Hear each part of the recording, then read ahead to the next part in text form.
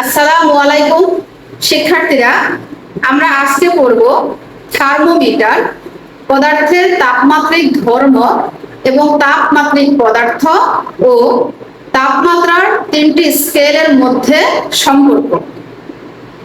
তো আমরা যদি প্রথমেই দেখি যে থার্মোমিটার কাকে বলে, তাহলে আমরা বলবো যে যে যন্ত্রের সাহায্যে কোনো বস্তুর তাপমাত্রা অত্যন্ত সঠিক ও সূক্ষ্মভাবে নির্ণয় করা যায় এবং বিভিন্ন বস্তুর তাপমাত্রার মধ্যে অত্যন্ত সুচারুরূপে অত্যন্ত সূক্ষ্মভাবে পার্থক্য নির্ণয় করা যায়, আমরা ওই যন্ত্রকে বলবো থার্মোমিটার। শিক্ষার্থীরা, আমরা এবার দেখব তাপমাত্রিক পদার্থ কি এবং তাপমাত্রিক ধর্ম কি।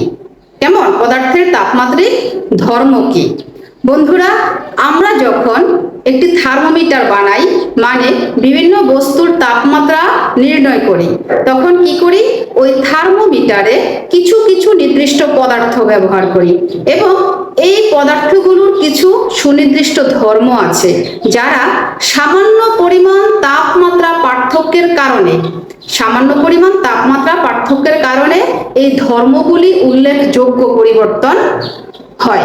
এই ধর্মগুলোর উল্লেখযোগ্য পরিবর্তন হয় এবং এই ধর্মগুলোর পরিবর্তন লক্ষ্য করে আমরা কোনো একটা বস্তুর তাপমাত্রা অত্যন্ত সূক্ষ্ম এবং সঠিকভাবে নিরূপণ করতে পারি। তাহলে পদার্থের যেসব ধর্মের পরিবর্তন লক্ষ্য করে তাপমাত্রা নির্ণয় করা হয়, মানে তাপমাত্রা নির্ণয়ের ক্ষেত্রে পদার্থের যে ধর্মগুলি ব্যবহার করা হয়, ওই ধর্মগুলোকে বলা হয় তাপমাত্রিক ধর্ম এবং ওই পদার্থ হিসেবে যে পদার্থটাকে এখানে নেওয়া হয়, মানে যেই পদার্থের তাপমাত্রিক ধর্ম ব্যবহার করা হয়, আমরা সেই পদার্থটাকে বলি হচ্ছে তাপমাত্রিক পদার্থ। যদি আমরা উদাহরণ দিই, তাহলে আমাদের চোখের সামনে আমরা যে থার্মোমিটার দেখি, মানে টেম্পারেচার নির্ণয়ের ক্ষেত্রে যে থার্মোমিটারটা আমরা ব্যবহার করি, এই থার্মোমিটারের ভেতরে চিকন একটা কাচের কৌশিক নল আছে। এই কৈশিক নলের মধ্যে চিকন একটা কাচের কৈশিক নল আছে। এই কৈশিক নলের ভেতরে যে পারদ রাখা আছে, কালো যে পদার্থটা পারদ রাখা আছে, এই পারদকে আমরা বলবো তাপমাত্রিক পদার্থ। আর এই পারদের স্তম্ভের যে উচ্চতা, এই উচ্চতাকে বলবো হচ্ছে আমরা কি তাপমাত্রিক ধর্ম। যদি আমরা আরো কয়েকটি তাপমাত্রিক ধর্ম উদাহরণ দেই, তাহলে হবে, মনে করো চাপ, মনে করো হচ্ছে কি বৈদ্যুতিক রোধ, আয়তন ইত্যাদি। এবার আমরা সেলসিয়াস, ফারেনহাইট এবং কেলভিন স্কেলের মধ্যকার সম্পর্কটা দেখব। বন্ধুরা, আমরা কোনো বস্তুর তাপমাত্রা নির্ণয় করার জন্য কি করব? একটা থার্মোমিটার নেব। এই থার্মোমিটারকে একটি নির্দিষ্ট স্কেলে দাগান্বিত করতে হবে। তো এরূপ তাপমাত্রা নির্ণয়ের ক্ষেত্রে মোটামুটি ভাবে চারটি স্কেল সম্পর্কে জানা যায়। এই চারটি স্কেলের মধ্যে আমাদের মাধ্যমিক পর্যায়ে মোটামুটি তিনটি স্কেলের নাম রয়েছে। একটি হচ্ছে সেলসিয়াস, একটি হচ্ছে ফারেনহাইট, আর একটি হচ্ছে কি কেলভিন। এখন আমরা এই তিনটার মধ্যে কিভাবে সম্পর্ক তৈরি করতে পারি সেটা দেখব। তো আমরা যে স্কেলেই টেম্পারেচার নির্ণয় করি না কেন, আমরা কি করব? থার্মোমিটারের ক্ষেত্রে দুইটা বিন্দুকে কি করতে হবে?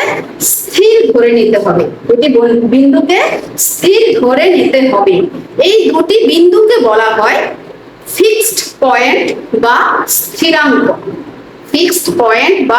স্থিরাঙ্ক। এখন এর একটি হচ্ছে নিম্ন স্থিরাঙ্ক বা লোয়ার ফিক্সড পয়েন্ট, আর অপরটি হচ্ছে ঊর্ধ্ব স্থিরাঙ্ক বা আপার ফিক্সড পয়েন্ট। এখন যদি বলি আমরা লোয়ার ফিক্সড পয়েন্ট কাকে বলে, তাহলে আমরা বলবো যে তাপমাত্রায় প্রমাণ চাপে যে তাপমাত্রায় বিশুদ্ধ বরফ গলতে শুরু করে অথবা বিশুদ্ধ পানি জমাট বেঁধে বরফে পরিণত হওয়া শুরু করে, ওই তাপমাত্রাকে বলা হয় লোয়ার ফিক্সড পয়েন্ট বা নিম্ন স্থিরাঙ্ক। এটা আরো নাম আছে হিমাঙ্ক বা বরফ বিন্দু, আইস পয়েন্ট। আর অপর দিকে যে প্রমাণ চাপে মানে 1 অ্যাটমসফিয়ার চাপে যে তাপমাত্রায় ফুটন্ত গরম পানি বাষ্পায়িত হওয়া শুরু হয়, অথবা বাষ্প কি হয়, বাষ্প শীতল হয়ে ফুটন্ত পানিতে পরিণত হওয়া শুরু হয়, ওই তাপমাত্রাকে আমরা বলবো কি ঊর্ধ্ব স্থিরাঙ্ক বা জলীয় বাষ্প হয় তাহলে স্টিম, STEAM, স্টিম পয়েন্ট বা বাষ্পবিন্দু বা আপার ফিক্সড পয়েন্ট। এখন প্রতিটা স্কেলের ক্ষেত্রে দেখো এই যে আমরা বললাম লোয়ার ফিক্সড পয়েন্ট এবং আপার ফিক্সড পয়েন্ট, এই দুইটা ফিক্সড পয়েন্টের স্থিরাঙ্কের মাঝখানের যে ব্যবধানটা, এই ব্যবধানকে বলা হয় হচ্ছে কি মৌলিক ব্যবধান। এখন এই মৌলিক ব্যবধানকে বিভিন্ন ভাবে ভাগ করে তাপমাত্রার বিভিন্ন স্কেল তৈরি করা হয়। কেমন? তাপমাত্রার বিভিন্ন স্কেল তৈরি করা হয়। শিক্ষার্থীরা, আমরা এখন তিনটা স্কেল আঁকবো। তিনটা স্কেল একে আমরা দেখলাম। দেখো যে আমাদের এটা হচ্ছে একটা সাধারণ থার্মোমিটার, এই সাধারণ থার্মোমিটার, এটা হচ্ছে একটা সেলসিয়াস স্কেলের থার্মোমিটার, এটা হচ্ছে একটা ফারেনহাইট স্কেলের থার্মোমিটার, আর এটা হচ্ছে একটা কেলভিন স্কেলের থার্মোমিটার। তাহলে বলছি এটা হচ্ছে সেলসিয়াস বা সেন্টিগ্রেড স্কেলের থার্মোমিটার, এটা হচ্ছে ফারেনহাইট স্কেলে দাগানিত একটা থার্মোমিটার, এটা হচ্ছে কেলভিন স্কেলে দাগানিত একটি থার্মোমিটার। তাহলে এটা হচ্ছে এ বিন্দু হলো আমাদের ফিক্সড পয়েন্ট, এই বিন্দু হচ্ছে কি আমাদের ফিক্সড কি lower fixed point, lower fixed point, অথবা এটাকে বলছি আইস পয়েন্ট, এটাকে বলছি আমরা নিম্ন স্থিরাঙ্ক,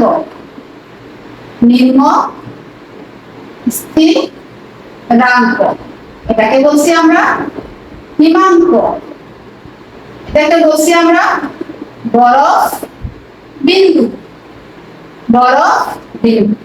আর এই বিন্দুটা এটাকে বলছি আমরা আপার ফিক্সড পয়েন্ট, আপার ফিক্সড পয়েন্ট, এটাকে আমরা বলছি স্টিম পয়েন্ট, এটাকে আমরা বলছি ঊর্ধ্ব স্থিরাঙ্ক,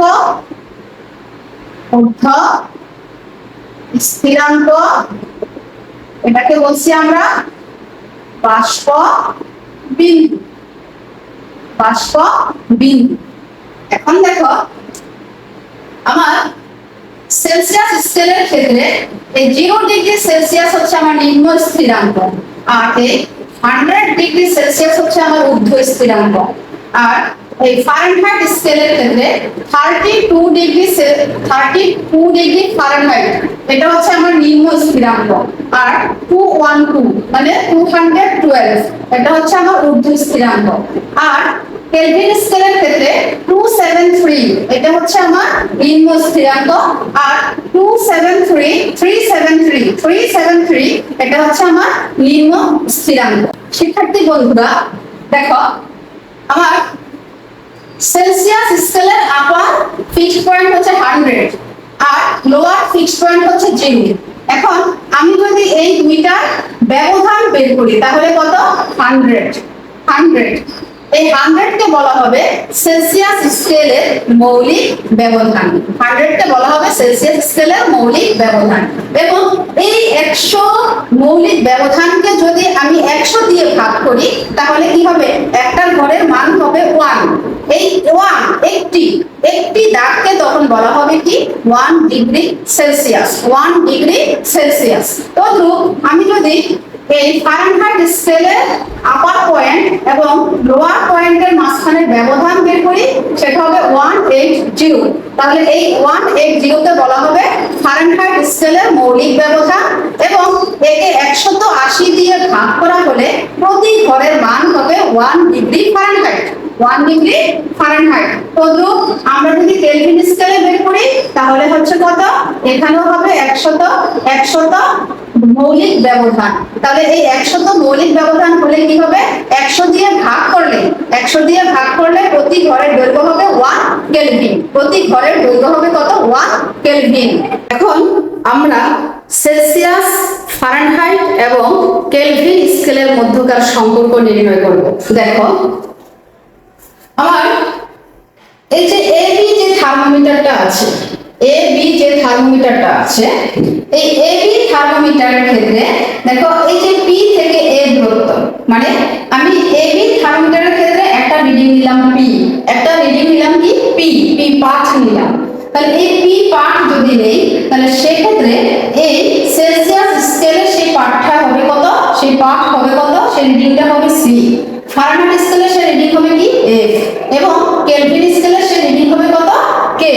এখন দেখো এই থার্মোমিটারের ক্ষেত্রে যদি আমি বলি পি থেকে মানে এ থেকে পি এর দূরত্ব, মানে পি এর দূরত্ব, তখন হবে সেলসিয়াস স্কেলের ক্ষেত্রে হবে কি যে সি মাইনাস 0, এফ মাইনাস 32 এবং কে মাইনাস 273।